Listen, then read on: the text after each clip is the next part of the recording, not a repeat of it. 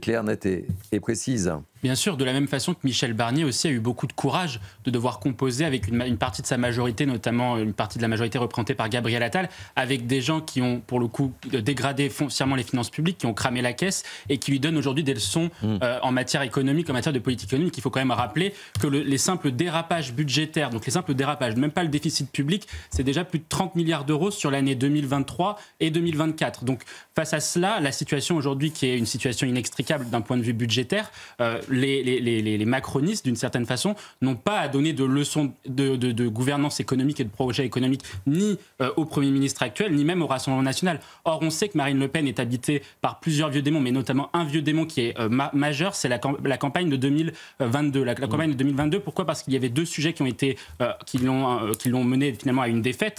C'est d'une part, effectivement, la crédibilité économique face à Emmanuel Macron, mais d'autre part aussi, elle a eu peur de l'émergence de la candidature d'Éric Zemmour, puisqu'il faut quand même rappeler qu'avant la guerre en Ukraine, Éric Zemmour était crédité à 16-17% des voix et que Marine Le Pen était tombée de 25 à 16-17% des voix. Et donc elle a peur de l'émergence d'une candidature, alors Éric Zemmour ayant débordé par la droite Marine Le Pen, mais elle a peur de l'émergence d'une candidature de droite qui soit justement sur les questions plus crédibles qu'elle, entre guillemets, jugée plus crédible qu'elle sur les questions économiques notamment. Et donc c'est pour cela qu'elle fait un discours aujourd'hui qui est un discours qui se veut comme être une opposition responsable par rapport à une opposition irresponsable que représente aujourd'hui la gauche et le Nouveau Front Populaire d'une certaine façon. Bernard. Le Rassemblement National fait en sorte juste d'accélérer le calendrier, notamment avec davantage de meetings. C'est parce que Marine Le Pen a déclaré il y a quelques semaines qu'elle préparait son mouvement à des prochaines élections législatives, puisqu'elle veut, et elle a affirmé à plusieurs reprises qu'elle veut une nouvelle dissolution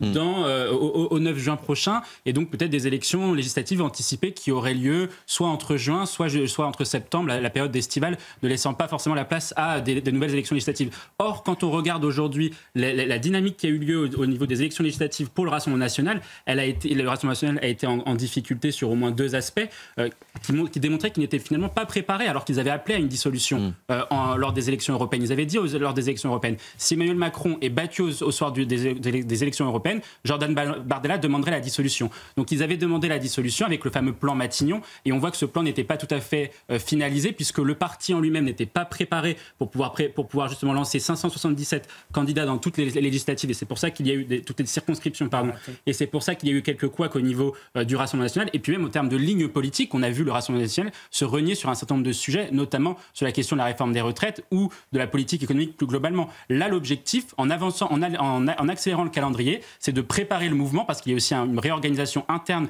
au sein du Rassemblement national, c'est de préparer le mouvement à de futures élections législatives anticipées pour être véritablement prêt et pour pouvoir incarner l'alternance dont 11 millions d'électeurs appellent de leur vœu à minima. On a fait le tour, on a tout dit. Il nous reste 6 minutes avant de refermer cette émission. Mathieu ? Oui, aujourd'hui, en réalité, ce que la communauté nationale française est normalement, et dans sa globalité, en compassion avec Israël et avec effectivement ces massacres atroces, puisque nous avons subi sur notre sol, avec le Bataclan notamment, des actes terroristes, du terrorisme islamiste qui sont de la même nature, puisqu'il faut quand même le rappeler, pour Israël, le 7 octobre, c'est un peu comme notre Bataclan, c'est un peu comme le 11 septembre aux États-Unis. Et aujourd'hui, il faut le dire, Israël défend la civilisation occidentale au Moyen-Orient. En tout cas, elle est perçue par les islamistes comme étant le bras armé de l'Occident. Et c'est pour cela que les islamistes, aujourd'hui, sont ceux qui croient le plus à ce que l'on appelle le choc des civilisations. C'est-à-dire que c'est eux qui veulent aujourd'hui abattre la civilisation occidentale, qu'elle soit au Proche-Orient, en Israël, ou en Europe, en France, ou aux États-Unis notamment. Et avant de refermer cette émission, je vous donne cette information. En Israël, une policière a été tuée et 10 personnes blessées dans une attaque armée à Beersheba.